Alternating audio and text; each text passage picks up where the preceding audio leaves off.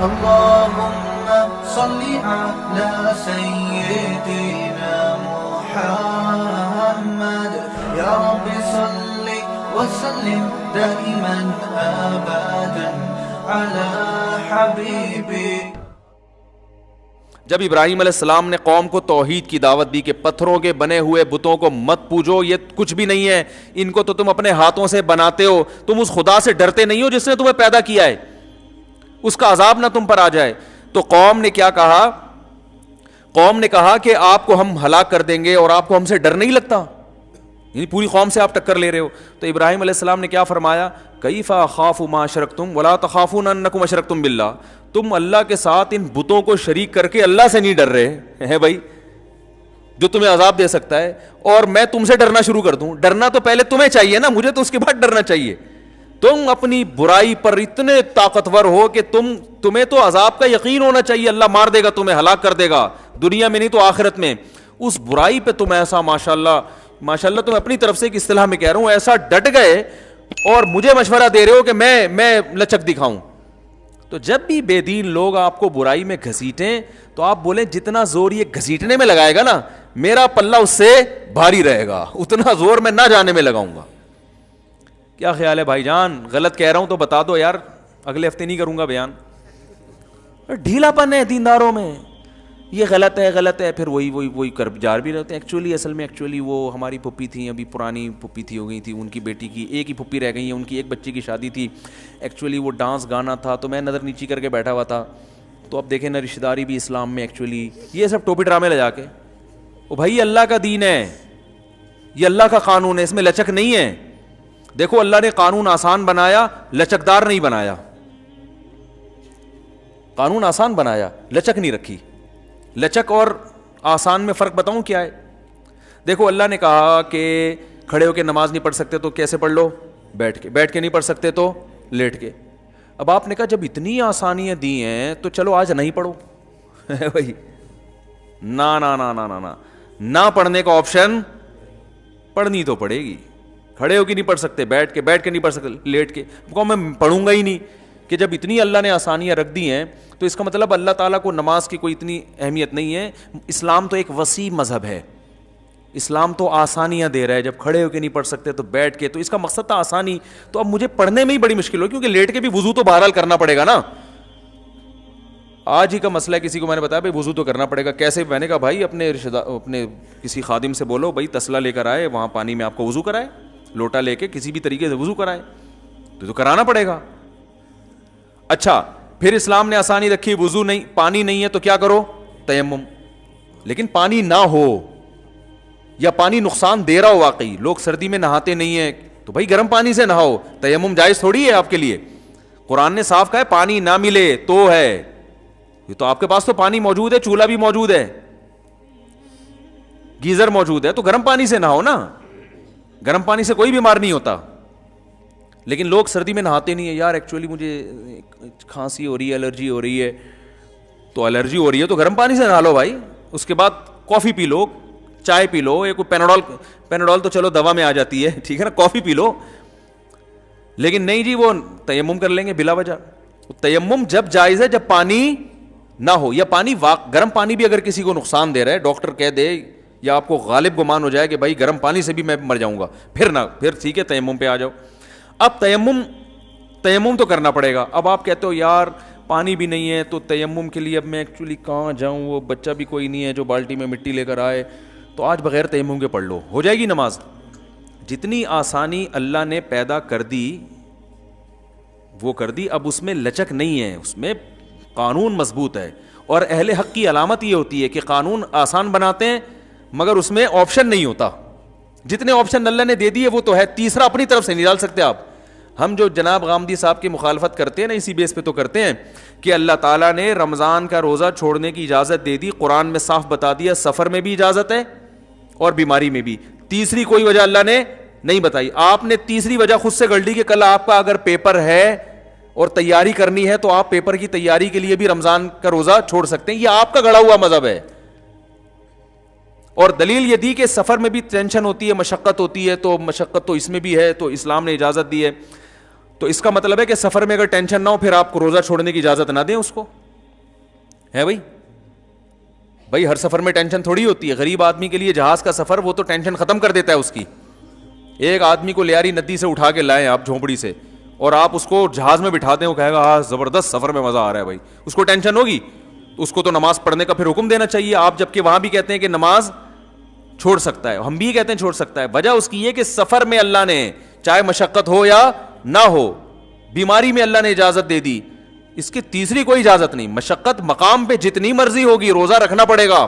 علماء نے یہاں تک لکھا ہے کہ اگر کوئی کوئلے کی کان میں کام کرتا ہے لیکن سفر میں نہیں ہے, وہ کوئلے کی کان میں کام کرتا ہے, اسے پتا ہے کہ میں کوئلے کی کان میں اتروں گا, 1 گھنٹے کے بعد زبان میری پیاس سے خشک ہو جائے گی, روزہ چھوڑنے کی اجازت اسے بھی نہیں ہے, کیونکہ نہ وہ مسافر ہے نہ وہ بیمار ہے. تبھی ہم کہتے ہیں فقہا سے دین سیکھو. وہ فقیہ ان کو کہا اس لیے جاتا ہے, فقیہ کہتے ہیں, فقہ کہتے ہیں سمجھ کو, فقہا سے دین سیکھو. وہ قرآن اور سنت کے مزاج کو زیادہ سمجھتے ہیں. اب سوال پیدا ہوتا ہے وہ کرے گا کیا؟ وہ کوئلے کی کان میں جب اترے گا صبح سحری صادق کے بعد, پہلی بات تو ہم کہیں گے بھائی نائٹ ڈیوٹی کرو, دن میں کرو ہی نہیں ہے کام. لیکن اگر مجبوری ہے, آپ کو کمپنی اجازت نہیں دے رہی یا جاب سے جانے کا خطرہ ہے, تو پھر آپ کیا کریں گے؟ آپ روزہ رکھیں گے, کوئلے کی کان میں اتریں گے, اور جب حالت ایسی ہو جائے کہ آپ کو ڈر ہو کہ میں یا تو مر جاؤں گا یا بے ہوش ہو جاؤں گا یا بیمار ہو جاؤں گا یا بی پی لو ہو جائے گا یا کوئی بیماری پیدا ہونے کا خطرہ ہو جائے, تو آپ روزہ توڑ دیں. کیونکہ روزہ توڑنے کی اجازت شریعت نے ایسے موقع پہ دی ہے, چھوڑنے کی اجازت نہیں. آ رہی بات میرا خیال ہے. قانون کو فالو کرنا پڑے گا, جتنا بتا دیا اپنی طرف سے گنجائشیں تھوڑی نکالیں گے ہم. علماء نے کیسی پیاری بات لکھی, فرمایا ایسا شخص روز روزہ رکھ کے روز توڑ دے گناہگار نہیں ہوگا, چھوڑ دے گا تو گناہگار ہوگا. بات آ رہی ہے سمجھ میں؟ روز روزہ رکھ کے جب حالت ناقابل برداشت ہو جائے توڑ دے, چاہے 1 گھنٹے بعد ہو جائے, 50 منٹ بعد ہو جائے, 4 گھنٹے بعد ہو جائے, توڑ دے روزہ. چھوڑنے کی اجازت نہیں ہے. تو یہ اسلام ہے بھائی, لگے بندے قانون ہے اس کے. دیکھو فجر کی نماز صبح صادق کے بعد ہوتی ہے نا, صبح صادق سے 1 منٹ پہلے پڑھ لی ہو جائے گی نماز. کہ یار ایکچولی آج مجھے ذرا جلدی تھی تو میں آج 1 رکعت پہلے پڑھوں گا, 1 رکعت صبح صادق کے بعد, اور وہ والی ذرا لمبی پڑھ لوں گا. بھائی جتنی بھی لمبی پڑھ لو نماز نہیں ہوگی. آپ صبح صادق جب تک نہیں ہوگی فجر کا وقت داخل نہیں ہوگا.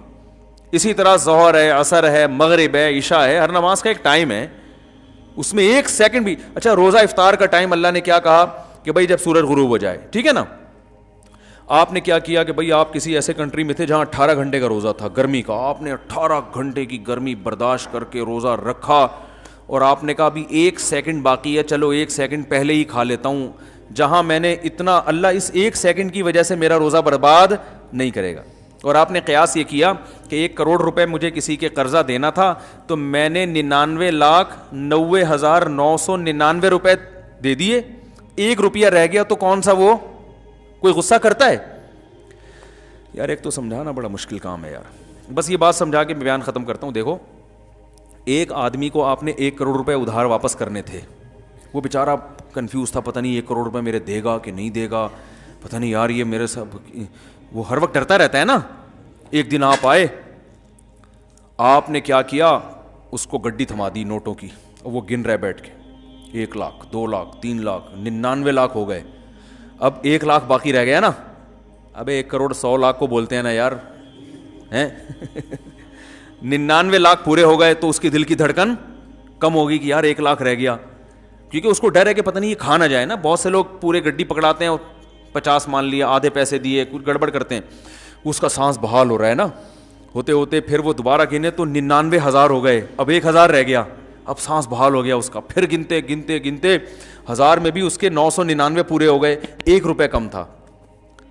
تو وہ غصہ کرے گا آپ پہ, بولے گا چل یار 1 کروڑ روپے 1 روپیہ چل چھوڑ. بلکہ آپ اگر کہو گے نا میں گھر سے لے کر آتا ہوں, کہہ رہے ہیں لانے کی ضرورت نہیں ہے یار, چھوڑ بھائی, ٹینشن میرے لیے بھی یہاں انتظار میں ٹینشن, تیرے لیے بھی ٹینشن, چھوڑ بھائی, بلکہ یہ 5 روپے اور لے لے میری طرف سے. ایسا ہی کرے گا نا. ارے کیا ہو گیا, ایسے ہی تو کرتے ہیں راشن والے. ہم جب راشن لیتے ہیں تو اتنے روپے بنے تو 50-60 روپے وہ چھوڑ دیتے ہیں اکثر, کہ چھوڑو یار, جہاں 10-20 ہزار میں 30 ہزار میں 50 روپے کیا, یہی ہوتا ہے نا. تو اب آپ نے کیا کیا, آپ نے یہی قیاس کیا کہ جی آپ تھے مثال کے طور پر ایسے کنٹری میں جہاں 18 گھنٹے کا روزہ تھا اور گرمی کا شدید روزہ. صبح صادق کے بعد آپ کی زبان خشک ہو گئی, آپ روزہ برداشت کر رہے ہو. اللہ کا قرضہ تھا 18 گھنٹے کا نا بھوکا رہنے کا.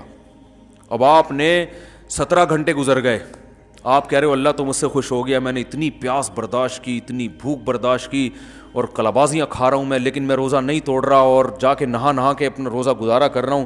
اور لوگوں نے مشورہ دیا, کوئی کھجور لا کے رکھ رہا ہے, کوئی 12 بجے دوپہر کو کسی نے جناب کولڈ ڈرنک لا کے رکھ دیا, بھائی توڑ دے مر جائے گا. لیکن نہیں بھائی, ہم اللہ کی خاطر روزہ رکھا ہے, ایک گھنٹہ ٹینشن میں گزارا آپ نے, اللہ بھی خوش ہو رہا ہے آسمانوں پہ, واہ بھائی میرا بندہ آج تو نے کمال کر دیا.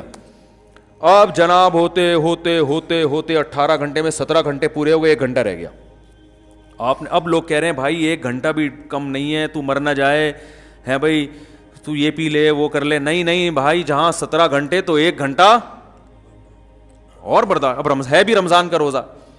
اب آپ نے کیا کیا, 1 گھنٹے میں 1 منٹ 2 منٹ 3 منٹ, اب کتنے ہو گئے, 50 منٹ ہو گئے. اب کتنے رہ گئے, 10 منٹ. لوگ کہہ رہے ہیں یار 10, آپ کی حالت غیر ہو گئی نا, بی پی لو ہو گیا, اب آپ مرنے والے ہو گئے, عجیب سی کنڈیشن ہو گئی. لوگ کہہ رہے ہیں روزہ توڑ دے, آپ کہہ رہے ہیں نہیں اللہ کی خاطر, آپ کو پتہ ہے میں مروں گا نہیں, نہ بیمار ہوں گا, یہ آپ کو اطمینان ہے. وہ تو کیونکہ بیماری کا خطرہ ہو پھر تو توڑنا جائز ہے نا, بس کمزوری ہو گئی بہت زیادہ جو روزوں میں ہوتی ہے. پڑے ہوئے ہیں آپ ویکنیس سے, کمزوری سے پڑے ہوئے ہیں. لوگ کہہ رہے ہیں پی لے, نہیں بھائی جہاں اتنا برداشت کیا ہے 1 منٹ اور. اب 1 منٹ میں 1 سیکنڈ 2 سیکنڈ 3 سیکنڈ 58 سیکنڈ ہوئے تھے. آپ نے کہا جہاں اتنا اللہ کے لیے میں نے برداشت کیا, اب 2 سیکنڈ رہ گئے, اب کھا لو.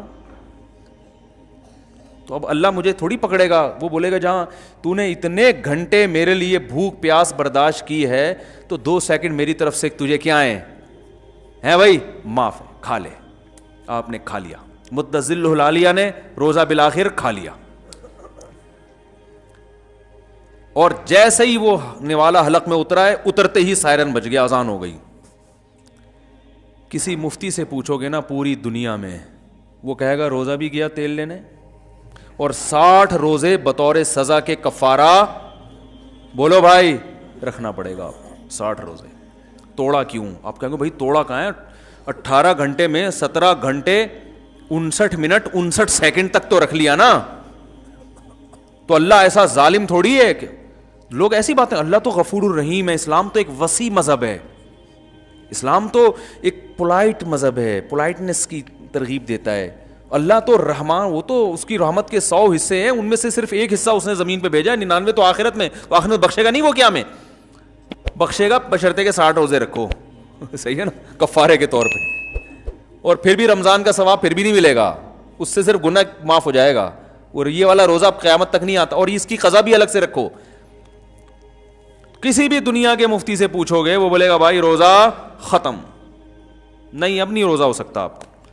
آپ کہو گے یار وہی اچھا نکلا جس نے کم بخت سارا دن پراٹھے کھاتا رہے, روزہ جو چھوڑے گا نا روزہ رکھا ہی نہیں تھا, سارا دن منڈ کے کھاتا رہے, وہ مفتی سے پوچھے گا تو مفتی صاحب کہیں گے بھائی توبہ کرو, 1 روزہ قضا کر لو, توبہ کرو اور 1 روزہ. آپ کہیں گے یار وہ منڈتا رہا ہے سارا دن بیٹھ کے. اسلام کا مزاج سمجھ رہے ہو کیا ہے؟ آپ کہو گے یار وہ تو سارا دن منڈتا رہا ہے بیٹھ کے ہیں, اور مجھے بھی کھانے کی ترغیب دیتا رہا ہے, وہ صرف 1 روزہ رکھے گا قضا, اور میں کتنے 60.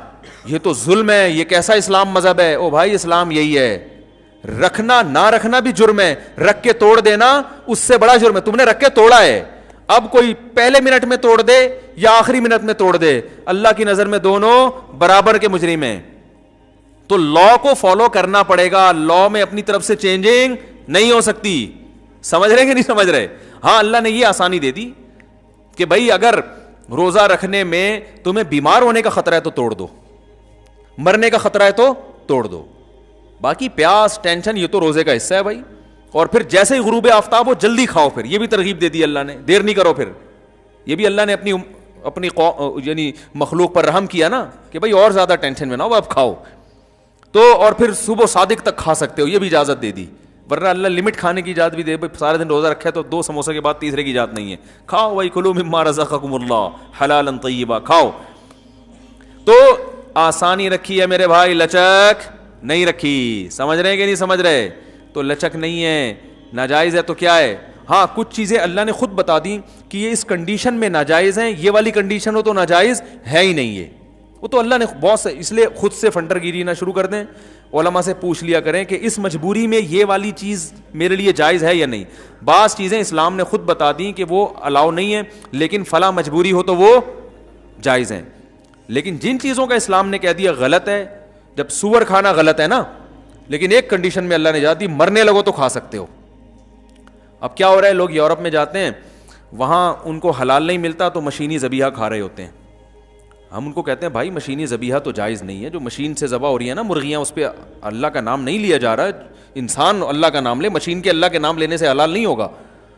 کہتے ہیں مجبوری ہے, اب کیا کریں, وہ چکن جو ہے ہمیں یورپ میں کہیں ایسے حلال ملتی نہیں. اس طرح کی نا اسٹائل بھی چینج ہو جاتا ہے ایک دم, چکن اصل میں حلال ملتی نہیں ہے. تو بھائی چکن کھانا مجبوری ہے ہی نہیں اسلام میں, اس کو اللہ نے مجبوری, آپ کی اپنی مجبوریاں, تو پھر تو میرے بھائی پیزا کھانا بھی بہت سے لوگوں کی مجبوری ہے. کتنے لوگ ہیں ہفتے میں پیزا نہ ملے مر جائیں وہ ٹینشن سے, حقیقت ہے نا. وہ پیزے کھا کھا کے خود گول ہو چکے ہیں, پیزا بن چکے ہیں. تو آپ کی اپنی پیدا کردہ مجبوری ہے.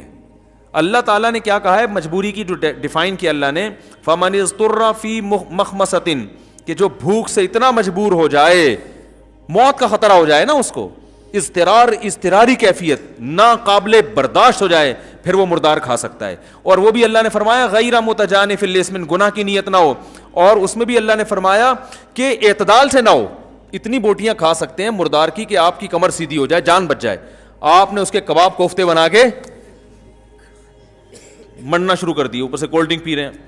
تو جو حرام کھا رہے ہیں یورپ میں, امریکہ میں, یو کے میں حرام گوشت کھا رہے ہیں اور کہہ رہے ہیں مجبوری ہے کہ چکن اصل میں ملتی نہیں حلال, تو وہ بھی 2-4 بوٹیاں تھوڑی کھاتے ہیں, پورے قورمے بنا رہے ہیں, اس کے بریانی بنا رہے ہیں, طبیعت سے روسٹ کر کے کھا رہے ہیں. کہہ رہے ہیں مجبوری میں ہم کیا کر رہے ہیں, حرام کھا رہے ہیں.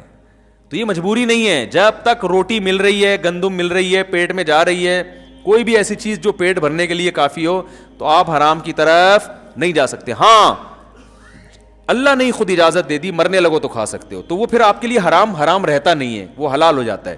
تو اگر کوئی مس گیدرنگ میں, شادی میں آپ نہیں جائیں اور جان سے مارنے کا خطرہ ہو کہ آپ کو رشتہ دار گولی مار دیں گے, پھر آپ جائیں, بھائی جان بچانا ہے پہلے کیا ہے. یا جان سے مارنے کا خطرہ تو نہ ہو, ہاتھ پاؤں توڑ دیں گے آپ کے, ابا آپ کے مار کے ہاتھ توڑ دے گا آپ کے, تو ہاتھ بچانے کے لیے آپ شادی میں جا سکتے ہیں. یا ہاتھ پاؤں تو نہیں ٹوٹیں گے, اتنا زیادہ ماریں گے کہ ادھموا کر دیں گے مار کے, تو بھی آپ جا سکتے ہو. ٹھیک ہے نا. ایسی اگر کوئی کنڈیشن نہیں ہے تو پھر یہ جو ہے نا کہ ایکچولی وہ ناراض ہو جائے گا فلانا, تو اس ناراضی کو شریعت نے مجبوری نہیں سمجھا ہے. اس میں جو ناراض ہو رہا ہے وہ غلط کر رہا ہے. قطع رحمی کا, رشتہ داری توڑنے کا گناہ اس کو ہوگا جو اپنی محفل میں گناہ کر کے آپ کو ناراض کر رہا ہے. سمجھ رہے ہیں کہ نہیں سمجھ رہے؟ دیکھو ایک بات سنو, اللہ نہ کرے میں ان سے پیسے لے کے کھا جاؤں, اللہ نہ کرے, اور یہ میرے بالفرض سگے بھائی ہوں. اب کیا ہوا, ہم دونوں میں دشمنی پیدا ہو گئی, تو اس دشمنی کا گناہ ان کو ہوگا. قیامت میں اللہ ان سے پوچھے گا تم نے رشتہ داری توڑی, اللہ یہ کہیں گے اللہ میں نے تھوڑی توڑی ہے, توڑی تو اس نے جس نے میرے سے پیسے چھینے. تو ہمارے ہاں جو بھی ناراض ہوگا نا سب اسی پہ ڈال دیتے ہیں کہ یہ رشتہ داری توڑ رہا ہے. بھائی توڑنے میں یہ دیکھو توڑنے کا ذریعہ کون بن رہا ہے. ذریعہ وہ بن رہا ہے جو گناہ کر کے اپنے ان رشتہ داروں کو محفل میں آنے سے روک رہا ہے جو رشتہ دار اس گناہ میں شرکت قبول نہیں کرنا چاہتے, جو رشتہ دار اس گناہ میں شرکت نہیں کرنا چاہتے. تو اس لیے لچک نہ دکھایا کریں, جتنی لچک اللہ اس کے رسول نے دے دی ہے بس وہ ہمارے لیے کافی ہے. اس سے زیادہ شریعت کو تبدیل کرنے کی ضرورت نہیں ہے, اس پہ مضبوطی دکھانی پڑے گی. اللہ عمل کی توفیق عطا فرمائے. تو یہ آیت جو ہے نا, ان ربک هو اعلم بمن ضل عن سبیلہ, اللہ کو پتہ ہے کون اس کے راستے سے ہٹ گیا, کون سیدھے راستے پر ہے. تو معاشرہ اگر مخالفت بھی کرتا ہے کرنے دے بھائی, آخرت میں انشاءاللہ اللہ ایسے لوگوں کو الگ سے بلائے گا کہ تم نے میری خاطر مخلوق کو ناراض کیا. تو آج یقیناً اللہ اس کا بہترین بدلہ دے گا, کیونکہ اللہ بھی یہ چیز دیکھ رہا ہے. اللہ کا نام ہے شکور. شکور کہتے ہیں تھوڑے پہ بہت زیادہ دینے والا. ابراہیم علیہ السلام کو جو اللہ نے اتنا نوازا نا, وہ اس لیے تو کہ کلچر کے خلاف چلے تھے. جو کلچر کی غلط چیزیں تھیں ان کو ابراہیم علیہ السلام نے فالو نہیں کیا, اگینسٹ چلے کلچر کے. تو کلچر کی مخالفت میں بڑا ثواب ہے, ہاں بشرطے کہ کلچر غلط چیز پہ جا رہا ہو. کلچر میں ساری چیزیں غلط نہیں ہوتی ہیں, کچھ چیزیں صحیح بھی ہوتی ہیں. بعض لوگ زیادہ فنٹر بننے میں ہر چیز میں مخالفت شروع کر دیتے ہیں. نہیں یاری میرا خیال بات ہر چیز میں مخالفت نہیں کر رہی, کلچر کی جو چیزیں ٹھیک ہیں, بلکہ جو اچھی ہیں ان میں تو کلچر کو فالو کرنا چاہیے نا. تو ہمارے کلچر میں بھی کچھ چیزیں اچھی بھی ہیں, کچھ بری بھی ہیں, تو جو اچھی چیزیں ان کو اور پروموٹ کرنا چاہیے, جو بری چیزیں اس میں کلچر کا ساتھ نہیں دے سکتے. مفتی طارق مسعود صاحب کے بیانات سننے کے لیے youtube.com/مفتی طارق مسعود کو سبسکرائب کریں, اور اگر آپ لائیو ویڈیو کو کبھی بھی مس نہیں کرنا چاہتے ہیں تو سبسکرائب کرنے کے بعد بیل آئیکن پہ کلک کرنا مت بھولیں. جزاک اللہ.